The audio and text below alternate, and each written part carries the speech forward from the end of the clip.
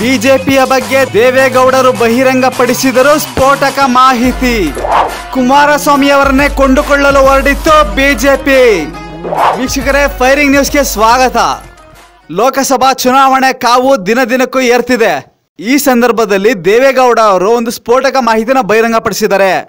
Last ವಿಧಾನಸಭಾ ಚುನಾವಣಾ ಟೈಮಲ್ಲಿ ಕುಮಾರಸ್ವಾಮಿ ಅವರಿಗೆ ಬಿಜೆಪಿ ಮುಖಂಡರು ಕರೆದಿದ್ರಂತೆ, ಮುಂಬೈಗೆ ಬನ್ನಿ, ನಿಮಗೆ ದುಡ್ಡು ಕೊಡ್ತೀವಿ, ಆ ದುಡ್ಡನ್ನ ಎಲೆಕ್ಷನ್ಗೆ ಖರ್ಚು ಮಾಡಿ ನೀವು ಗೆಲ್ಲುವರಂತೆ ಅಂತ ಅಂದ್ಬಿಟ್ಟು ಆಮಿಷ ತೋರಿಸಿದ್ರಂತೆ. ಆದರೆ ಬಿಜೆಪಿಯ ಆಮಿಷಕ್ಕೆ ನಾವು ಬಲಿಯಾಗಲಿಲ್ಲ ಅಂತ ಅಂದ್ಬಿಟ್ಟು ದೇವೇಗೌಡರು ಹೇಳಿದ್ದಾರೆ.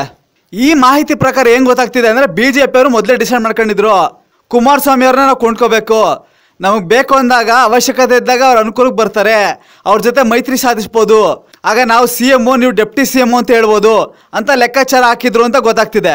ಒಳಗಡೆ ಅವರೇ ಶಾಮೀಲ್ ಆಗಂಗಿದ್ರೆ, ಇಷ್ಟ ಬಂದಂಗೆ ಮೈತ್ರಿ ರಚಿಸ್ಕೊಳಂಗಿದ್ರೆ, ಇಂಥ ರಾಷ್ಟ್ರೀಯ ಪಕ್ಷ ಅಧಿಕಾರಕ್ಕೆ ಬಂದರೆ ಒಳ್ಳೆಯರಾಗತ್ತೆ ಅಂದ್ಬಿಟ್ಟು ಜನಗಳು ಓಟ್ ಹಾಕೋದ್ರಲ್ಲಿ ಏನೂ ಪ್ರಯೋಜನ ಇಲ್ಲ. ದೇವೇಗೌಡರು ನೀಡಿರೋ ಮಾಹಿತಿಗೆ ರಾಜಕೀಯ ವಿಶ್ಲೇಷಕರು ಹಿಂಗೆ ಹೇಳ್ತಿದ್ದಾರೆ, ರಾಜಕೀಯ ತುಂಬ ಹಾಳಾಗ್ತಿದೆ, ಯಾರ್ಯಾರೋ ಸೇರ್ಕೊಂಡು ಮೊದಲೇ ಪ್ರೀ ಪ್ಲಾನ್ ಆಗಿ ಮೊದಲೇ ಗುಂಪು ಸೇರ್ಕೊಬಿಡೋದು, ಇವ್ರು ನಿಲ್ಸೋದು ಅವ್ರು ನಿಲ್ಸೋದು, ಗೆದ್ರೆ ಇವ್ರ ಜೊತೆ ಸೇರ್ಕೊಳ್ಳೋದು, ಸೋತ್ರೆ ಸುಮ್ಮನಿರೋದು, ಇವ್ರ ಆಟಿಕೆ ಸಂವಿಧಾನದ ತಿಥಿ ಮಾಡ್ತಿದ್ದಾರೆ ಅಂತ ರಾಜಕೀಯ ವಿಶ್ಲೇಷಕರು ಮಾತಾಡ್ತಾ ಇದ್ದಾರೆ. ಮೋದಿಯವರ ಆಡಳಿತ ಇದ್ದು ನಮಗೆ ಬಹುಮತ ಬರುತ್ತೆ ಅಂತ ಗೊತ್ತಿದ್ರು ಬಿಜೆಪಿಯವ್ರು ಯಾಕೆ ನೀವು ಮುಂಬೈಗೆ ಬನ್ನಿ, ನಾವು ದುಡ್ಡು ಕೊಡ್ತೀವಿ ಎಲೆಕ್ಷನ್ ಖರ್ಚಿಗೆ ಅಂತ ಕರಿಬೇಕು? ಎದುರಾಳಿ ಪಾರ್ಟಿಗೆ ದುಡ್ಡು ಕೊಟ್ಬಿಟ್ಟು ನಿಲ್ಸಂತದ್ದೇನಿದೆ? ದೇವೇಗೌಡರ ಹೇಳಿಕೆ ಅದೆಷ್ಟು ಮಟ್ಟಿಗೆ ಸತ್ಯ ಇದೆ? ಅವ್ರು ಕರೆದಿದ್ದವ್ರು ಯಾರು?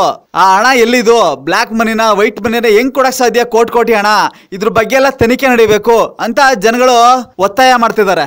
ಮತ್ತಷ್ಟು ಅಪ್ಡೇಟ್ಸ್ ರಾಜಕೀಯದಲ್ಲಿ ಏನಾಗ್ತಿದೆ ನಿಮಗೆ ತಿಳಿಸ್ಕೊಡ್ತೀವಿ ವೀಕ್ಷಕರೇ. ನೋಡ್ತಾರೆ ಫೈರಿಂಗ್ ನ್ಯೂಸ್ ನಿಮ್ಮ ಸಮರ ಟಿವಿಯಲ್ಲಿ. Just think positive. ಬಿಜೆಪಿಯ ಬಗ್ಗೆ ದೇವೇಗೌಡರು ಬಹಿರಂಗಪಡಿಸಿದರು ಸ್ಫೋಟಕ ಮಾಹಿತಿ.